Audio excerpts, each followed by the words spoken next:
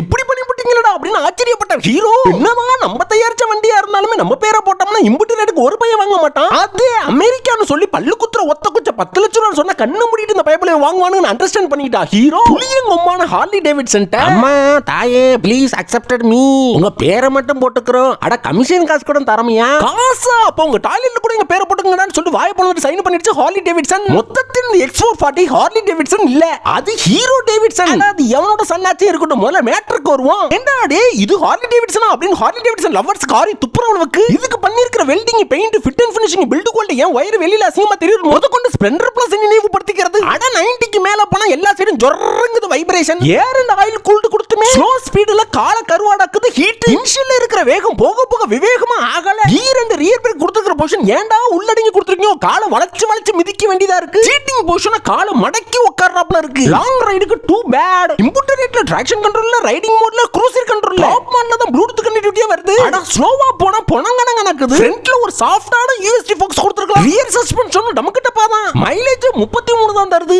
Exhaust நோட்லயும் பெரிய kick இல்ல. ஸ்விட்சஸ் எல்லாம் பிரீமியமா இல்ல. சில பல நல்ல ஃபீச்சர்ஸும் இருக்கு இந்த ஹீரோ டேவிட்சன்ட்ட.